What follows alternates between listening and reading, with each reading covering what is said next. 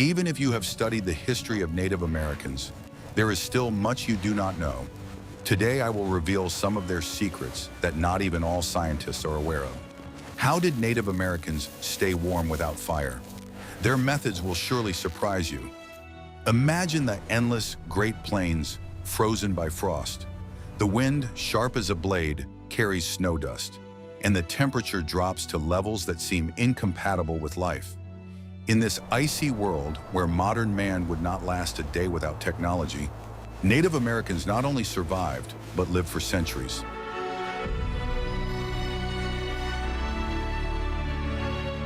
They had no central heating, electric heaters, or down jackets made of membrane fabric. Often, even keeping a constant fire going was a luxury or a tactical mistake that gave away their location.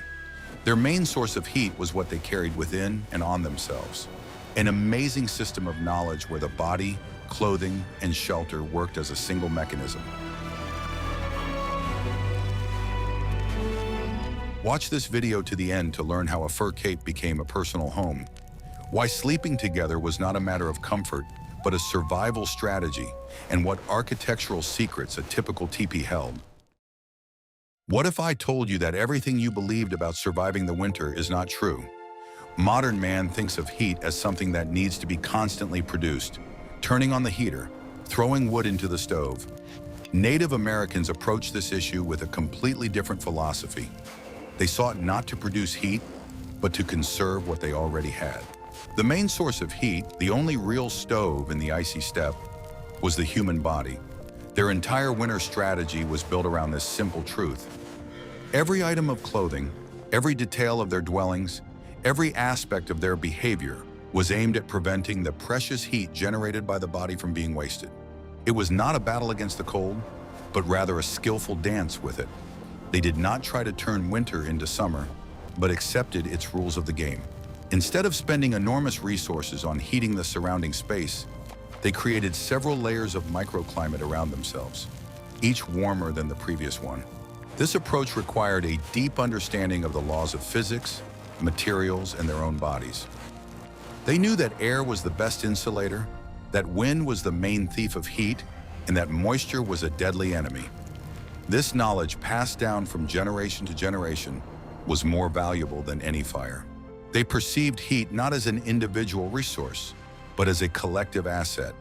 It was practically impossible to keep warm alone, so the survival of the entire community depended on how well people worked together. The warmth of one person became the warmth of the whole family. It was a system in which there were no unnecessary details. The position of the body during sleep, the way clothes were worn, even the choice of a place to camp. Everything was subordinated to a single goal. The goal was to preserve the fragile spark of life that glowed inside each person. This principle of maximum efficiency permeated their entire culture. They did not waste energy on anything. Not on movement, not on emotions, not on heating. Winter was a time of concentration, not expansion. Their success in survival was a triumph of intellect over the elements. They won not by force, but by knowledge and discipline. It was this thoughtful approach that allowed them to thrive where others saw only an icy desert. Unlike modern individualism, where everyone heats their own home, their system was based on community. How effective do you think such a collective approach to problem solving would be in today's society? I'm very interested to hear your point of view, so please write about it in the comments and don't forget to subscribe to the channel. Are you ready to learn the truth about how clothing could be warmer than a modern down jacket? The first and most important layer of protection from the cold was personal. It was clothing. But it wasn't just clothing as we understand it, but rather a flexible, multi-layered shelter that a person wore on themselves. American frontier settlers created a clothing system that surpassed many modern technologies in its effectiveness. Their winter wardrobe was a complex engineering design where each element performed several functions at once. This clothing did not just protect against the cold. It created a personal microclimate that allowed a person to work actively at temperatures of -40 degrees. The secret lay not in the thickness of the material, but in understanding the principles of heat exchange and using the natural properties of materials. The main material for winter clothing was carefully tanned wild animal skins mainly deer, elk, and bison. The process of transforming raw hides into finished clothing took several weeks of intensive work. First, the skin was cleaned of meat and fat residues with special bone scrapers. Then it was soaked in a solution of animal brain, which contained natural enzymes that softened the skin fibers. After that, the skin was stretched, smoked over smoldering coals, and kneaded repeatedly until it became as soft as fabric. The final product, known as buckskin, had amazing properties. It was stronger than linen, softer than cotton, and warmer than wool. Unlike modern synthetic materials, which create a greenhouse effect, tanned leather had a unique ability to regulate temperature. Microscopic pores in the leather allowed moisture from the body to evaporate outward, but did not allow cold air to enter. This prevented the accumulation of sweat, which could freeze and turn into an icy crust on the body. The Native Americans, from whom the settlers adopted many leather processing techniques, knew the secrets of creating a water-repellent coating from a mixture of fat and beeswax. Leather treated in this way repelled snow and rain while remaining breathable. The multi-layered clothing system worked on the principle of a thermos, creating several air chambers between the layers of fabric. The first layer was underwear made of soft deerskin, turned inside out with the fur on the inside. This fur created thousands of microscopic air pockets right next to the skin. The next layer was a long-sleeve shirt made of coarser leather that reached to the middle of the thigh. On top of this, they wore a vest made of beaver or rabbit skins, sewn with the fur on the inside. In the harshest frosts, they added another layer, a long cape made of bear or wolf skin. The cut of each item of clothing was the result of centuries of experience of survival in extreme conditions. Shirts were sewn with a special stand-up collar that could be raised to the ears, protecting the neck and lower part of the face. The sleeves were made 10 centimeters longer than the arms, so that they could be used as improvised mittens. The front of the shirt was shorter than the back, which allowed for freedom of movement when walking, but protected the lower back when bending over. All the edges of the garment were trimmed with fur, which served as an additional seal and prevented snow from getting inside. Protecting the feet required particular ingenuity, as it was through the feet that people lost the most heat. Winter moccasins were a complex construction of 4 or 5 layers. The outer layer was made of thick bison leather, with the wool facing outwards. This was followed by a layer of tanned deerskin, then a layer of dry moss or shredded cedar bark. The inner layer was made of soft rabbit skin with the fur on the inside. Dried grass was often placed between the layers and changed every day. This grass not only provided warmth, but also absorbed moisture, keeping the feet dry.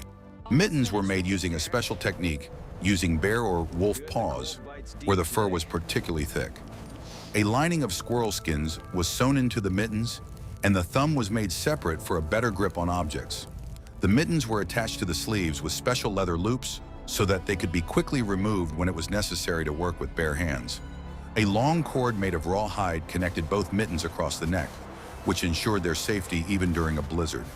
Some hunters wore double mittens, thin leather gloves under fur mittens for shooting a gun. The technology of clothing manufacture included many tricks passed down from generation to generation. All seams were made in a special way. First, the edges were sewn together, then covered with a strip of leather and sewn again. This created a tight seal that did not let the wind through. The sewing thread was made from animal tendons, which swelled when wet and made the seam even tighter. Instead of buttons, a system of leather loops and bone fasteners was used, which could be fastened even when wearing thick mittens. Protective patterns were often embroidered on the chest and back with porcupine quills, which not only decorated the clothing, but also created an additional layer of protection from the wind. This clothing was the product of 1,000 years of evolution and represented the pinnacle of technology at the time. A full winter outfit weighed about 15 kilograms, but the weight distribution was so well thought out that a person could work in it all day long. The clothing did not restrict movement and allowed the wearer to perform any task, from chopping wood to horseback riding. With proper care, such an outfit would last 10 or 15 years, passing from father to son. It was not just clothing, but a portable life support system, the first and most important line of defense against the deadly cold. What do you think was the most important piece of clothing for survival in extreme cold? But clothing was only the first barrier. Are you ready to learn how the second most important layer of protection was created? A fur cape that was both a blanket and a home? I will reveal the best-kept secret, how one item could replace clothing, blankets, and even the walls of a house. If leather clothing was the first line of defense against the cold, then the main stronghold, the personal fortress of every warrior and hunter, was a bison cape, or binya. It was not just a piece of clothing, but an entire ecosystem for survival, a universal tool that served as clothing, bedding, and shelter. It was made from a single bison hide, taken from the animal in winter. Winter fur was the thickest and warmest. It consisted of two layers, a dense, felt-like undercoat that trapped air, and long, stiff guard hairs that protected against wind and snow. The tanning process was laborious, but the result was worth it. The inner side of the hide was carefully cleaned and kneaded until it became soft suede. It was often decorated with drawings depicting the owner's exploits. It was a kind of passport and chronicle of life. The cape was huge. It could completely cover an adult with their head. When moving, it was worn with the fur inside thrown over the shoulders. The soft suede side was on the outside, and the thick fur created a cocoon of warm, still air around the body. This cape was the perfect protection from the wind. A person could sit on the ground with their back to the wind and wrap themselves completely in it, creating a personal, windproof shelter. Snow rolled off the long guard hairs without melting and wetting the undercoat. At night, the binya turned into a luxurious sleeping place. It was spread out on an insulating bed of branches and grass, with one half serving as a mattress and the other as a warm blanket. Often, two people could sleep in one such cape, warming each other with their body heat. The versatility of this item was remarkable. During the day, it protected against the cold on the road, and during breaks, it served as a seat, insulating from the frozen ground. In the dwelling, it was used as a blanket or hung on the wall for additional insulation. Even in the teepee, where it was relatively warm, people often sat wrapped in their capes.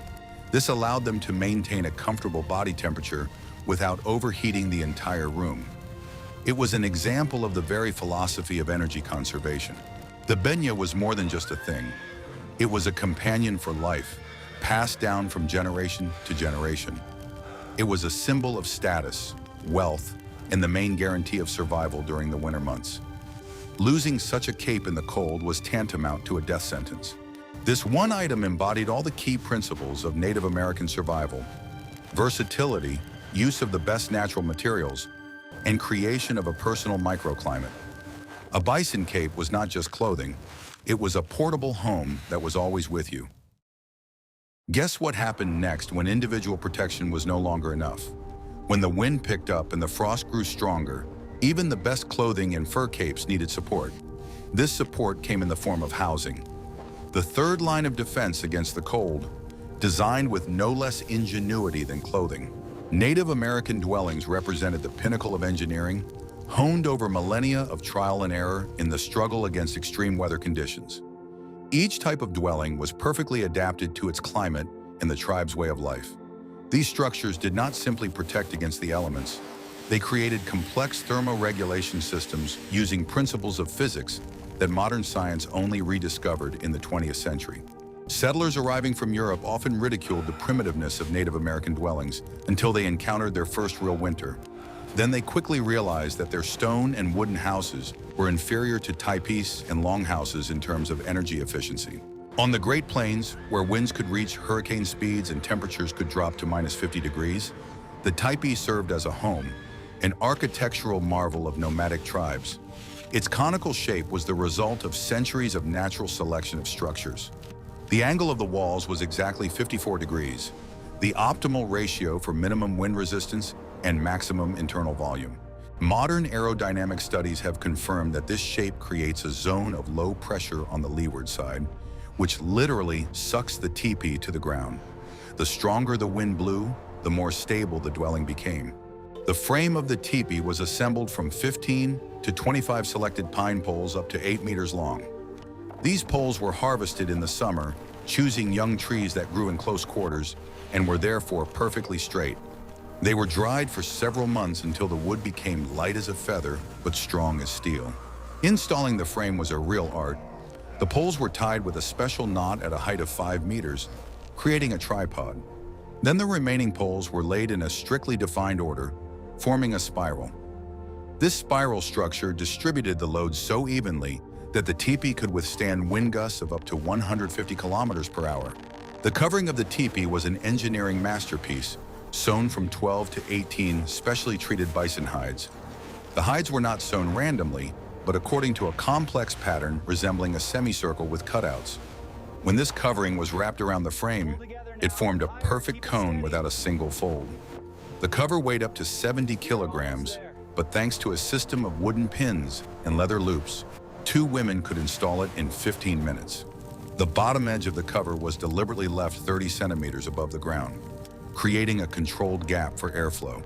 The revolutionary double wall system turned the teepee into something like a modern thermos. The inner lining, called a liner, was attached to poles at a height of 1.5 meters and descended to the ground, where it was weighed down with stones. An air channel 20 centimeters wide was formed between the outer covering and the liner. Cold air entered through a gap at the ground, rose through this channel, was heated by the internal heat, and exited through the smoke hole at the top. This convection worked like a natural air conditioner, warming the interior in winter and cooling it in summer. The longhouses of the Iroquois represented a completely different philosophy of thermal architecture, a collective fortress against the cold. These monumental structures reached 30 meters in length, 7 meters in width, and 5 meters in height. The frame was assembled from young, flexible trees, which were bent into arches and tied together to create a tunnel structure. Several layers of elm bark, each up to 5 centimeters thick, were laid over the frame. The bark was laid overlapping, like tiles, creating a completely waterproof covering. The interior layout of the longhouse was carefully thought out to maximize thermal efficiency. In the center were hearths, one for every 2 families living opposite each other. Smoke from the hearths rose to the ceiling and slowly moved toward the openings in the roof, giving off heat along the way. Along the walls were 2-tiered platforms 2 meters wide. The lower tier, half a meter above the ground, served as a workspace during the day and a sleeping area at night.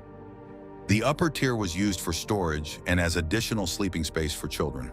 The thermal mass of the longhouse functioned as a giant energy accumulator. The thick bark walls and earthen floor stored heat during the day and slowly released it at night.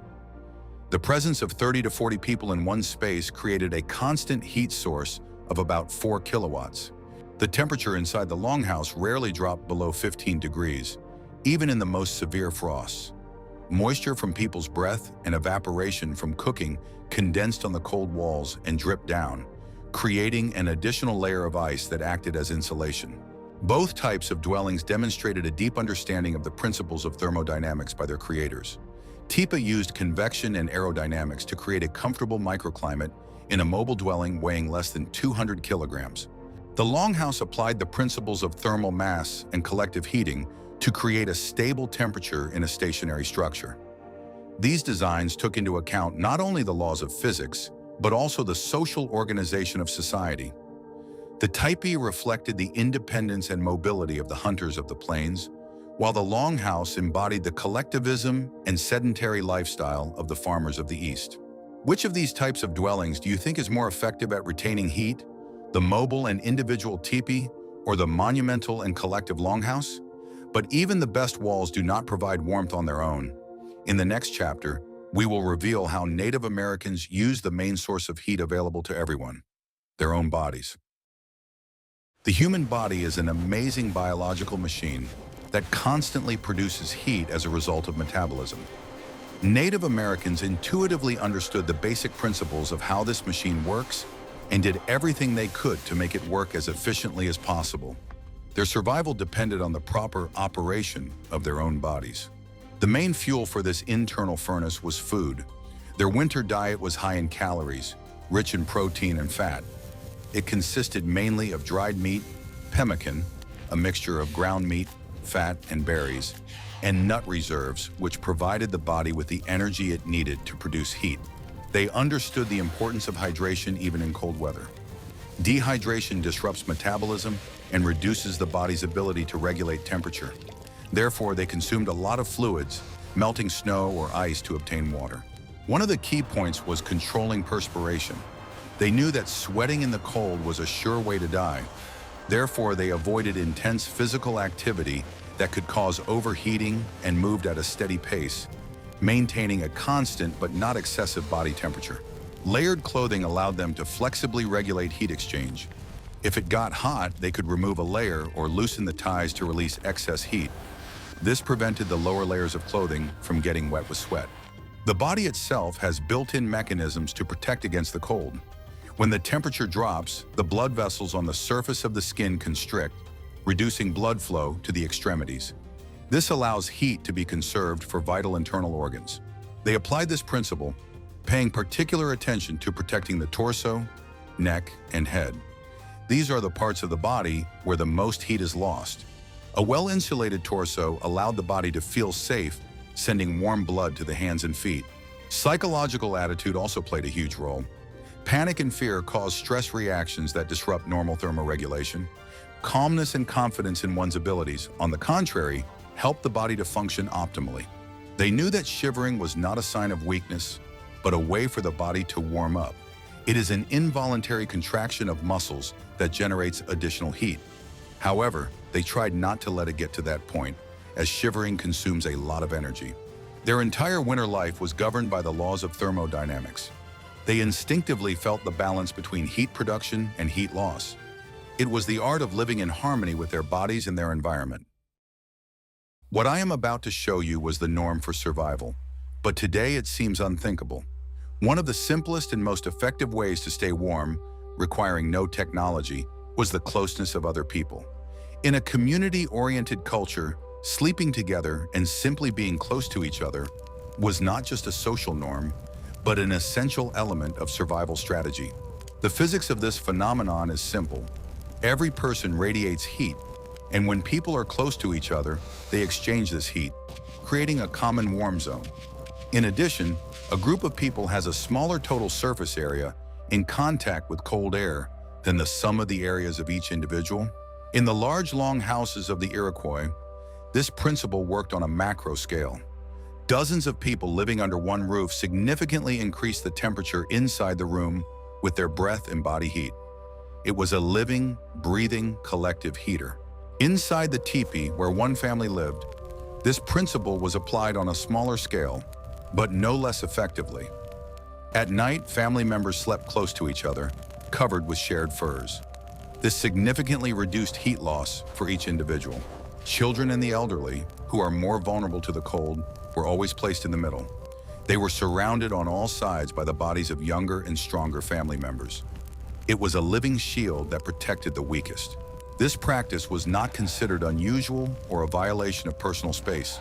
The concept of personal space as we understand it today simply did not exist. The well-being of the group was the absolute priority, and everyone understood that their personal survival depended directly on the survival of their neighbor. Even during the day, during long winter gatherings, when men repaired utensils and women did needlework, people sat close to each other. This created an atmosphere of not only emotional, but also physical warmth. Communication and joint work helped to keep warm. This method required no energy expenditure other than that produced by the bodies themselves. It was the embodiment of the philosophy of efficiency and collectivism. Instead of fighting the cold alone, they combined their strengths, or rather, their warmth. To modern people accustomed to separate bedrooms and personal space, such an arrangement may seem strange. But for people whose lives depended on every degree of heat, it was the most natural and logical strategy. It strengthened not only physical health, but also social ties within the community. Could you adapt to this level of community for the sake of survival? But simply lying down on the cold ground was not enough. In the next chapter, we will learn how sleeping places were created that functioned as real heat traps, conserving every joule of precious energy. Even in the warmest dwelling, the ground remains cold. Direct contact with frozen soil is a sure way to quickly lose all body heat. Therefore, no less attention was paid to creating the right sleeping place than to sewing clothes or building a shelter. The basic principle was simple: create as thick an insulating layer as possible between the body and the ground. This layer had to consist of materials that trap air well It is the still air in the layers that is the best heat insulator. The first layer was often a thick bed of spruce or pine branches. The branches were laid in several layers, creating a springy and airy cushion. The needles not only insulated well against the cold, but also repelled insects and gave off a pleasant aroma. Woven mats made of reeds or dry grass were spread over the branches. They leveled the surface and added another insulating layer. These mats were lightweight and could be easily rolled up and taken along when moving. The next layer was a thick skin, such as bear or bison, laid with the fur facing up. This layer served as the main mattress, soft and warm. The thick fur perfectly retained air, preventing the cold from rising from the ground. Only on this multi-layered structure did a person lie down, covering themselves with their bison cape or other furs. The result was a kind of sandwich, where the body was reliably protected from the cold, both from below and above. The heat radiated by the body was reflected by the upper furs and retained in the lower layers, creating a warm cocoon. In permanent dwellings, such as the longhouses of the Iroquois, sleeping places were often made on wooden platforms or bunks raised above the ground. This was an even more effective solution. The air gap under the bunks completely cut off contact with the cold ground. These platforms were also covered with several layers. First came mats, then skins and furs. Such a bed was not only warm, but also quite comfortable. When creating temporary shelters on the road, hunters used the same principles. They quickly built platforms from available materials, branches, grass, leaves. Even a thin layer of insulation was better than nothing. The art of creating a warm bed was one of the key survival skills. A person's ability to hunt and work during the day depended on how well they rested and recovered their strength at night. Quality sleep and warmth was the key to health and energy. This system once again demonstrates a deep understanding of the laws of nature. Native Americans did not have laboratories, but through trial and error, they came to the same conclusions as modern science. They knew that to retain heat, you need multi-layered insulation filled with air. Even when well-dressed, the human body loses heat much faster in the presence of wind. Wind blows away the thin layer of warm air that forms on the surface of the skin and clothing, constantly replacing it with cold air. This phenomenon, known as convective heat loss, is the main enemy in winter conditions. Native Americans understood this threat very well. Therefore, choosing a location for a winter camp was a strategically important decision. They never built their dwellings on open hilltops exposed to the winds or in the middle of a bare plain. The ideal place for a winter camp was a river valley protected from prevailing winds by high banks or hills. A dense forest or grove also served as an excellent natural windbreak. Trees significantly reduced wind speed, creating a calmer and warmer microclimate. When setting up a tipi, the entrance was always located on the leeward side, usually to the east. This prevented cold winds from blowing into the dwelling. In addition, this orientation allowed the first rays of the morning sun to shine into the house. If the camp had to be set up in a relatively open area, the tipis were placed close to each other. Arranged in a circle, they created a barrier, protecting the center of the camp from the wind. This common space was much warmer and calmer. Hunters caught in bad weather on the road knew how to quickly build temporary windbreaks. The simplest was to dig a depression in the snow at the foot of a tree or rock. Even a small pit significantly reduced the impact of the wind. A more substantial shelter was a wall made of snow blocks or branches and skins. Such a shelter, known as a quinze among northern peoples, was not a full-fledged dwelling, but it allowed them to wait out the storm, protecting themselves from the most dangerous factor, the wind. They carefully studied the landscape.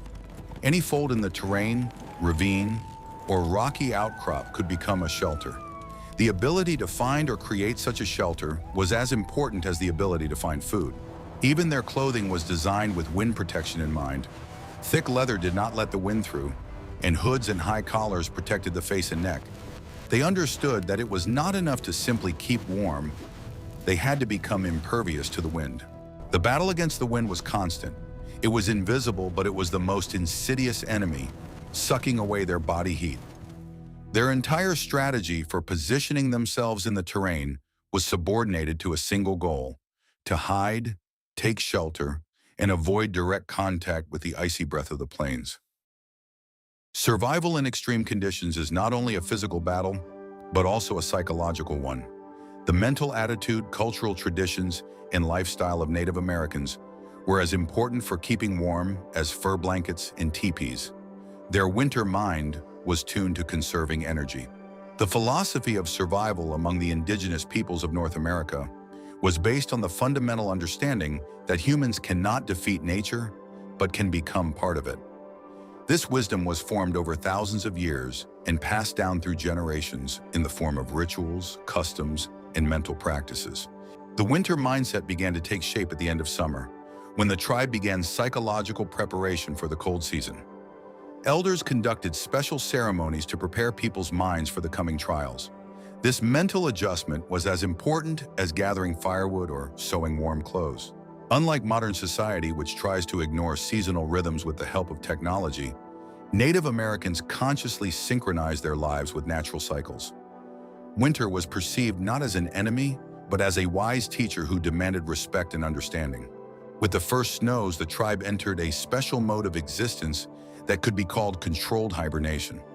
Physical activity decreased by 70% compared to the summer period. The heart rate slowed down, breathing became deeper and less frequent, and the metabolism shifted to a mode of maximum energy conservation. The interior of the dwelling became the center of the tribe's universe for the long winter months. A special routine reigned here, where every action was thought out in terms of energy conservation. The men were engaged in making arrowheads, carving them out of flint with slow, precise movements. This work required concentration but not physical strength, allowing the body to remain at rest. Women processed hides using bone scrapers in a measured, almost meditative rhythm. Children learned to weave baskets or embroider with beads, developing fine motor skills without expending much energy. Oral tradition flourished in winter, turning long, dark evenings into universities of tribal wisdom. Storytellers occupied a special position in the tribal hierarchy, as their art allowed them to travel in their imagination while remaining physically immobile. Epic sagas about the origins of the world, the exploits of ancestors, and spiritual journeys could last several evenings in a row. The listeners sat in tight circles around the storyteller, their bodies touching, creating a common heat field. The narrator's rhythmic voice put the audience into a trance-like state, where time flowed differently and the cold receded into the background. The attitude toward cold as a natural element of life was formed from infancy through a system of gradual adaptation. Newborns were not wrapped in dozens of blankets, but were accustomed to the coolness from the first days of life. Children were taken out into the cold for short periods, gradually increasing the time of exposure. By the age of 5, a child could play in the snow in light clothing without discomfort. This practice caused physiological changes: an increase in brown fat, improved capillary blood circulation, and an increase in basal body temperature. An adult Native American generated 20% more heat than a European of the same build. The concept of comfort in Native American culture was radically different from modern ideas. The ideal temperature was considered to be around 12 to 15 degrees Celsius, warm enough not to shiver, but cool enough to stay alert. Overheating was considered dangerous, leading to a loss of alertness and energy. Sweating in winter was seen as disastrous, as wet clothing lost its insulating properties. Therefore, all activities were performed at a calm, measured pace, avoiding any sudden movements. Psychological resistance to cold was strengthened through a system of rituals and beliefs.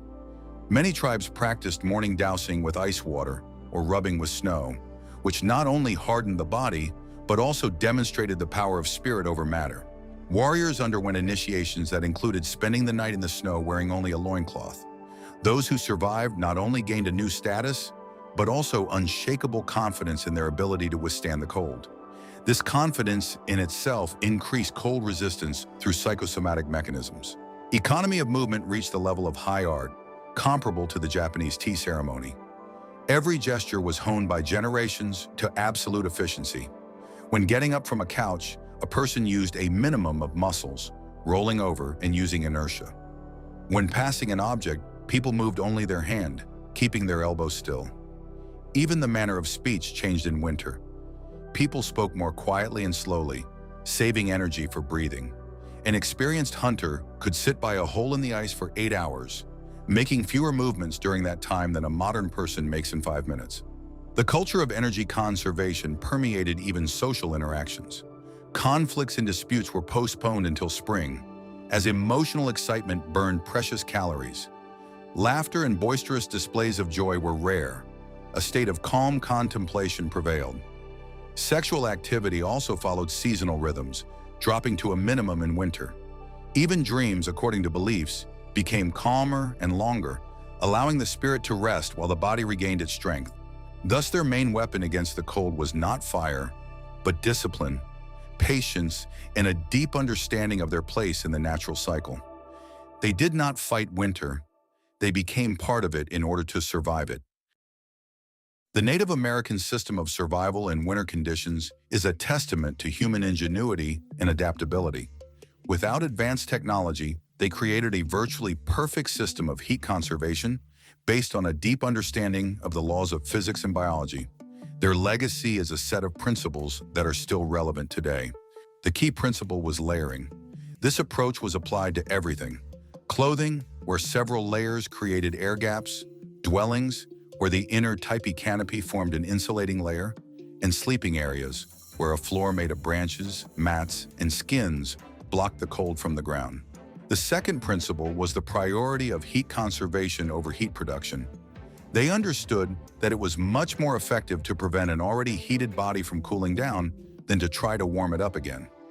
Their entire strategy was aimed at minimizing heat loss.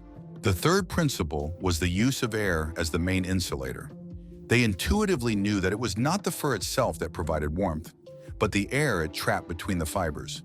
This same principle was the basis for the design of their dwellings and beds.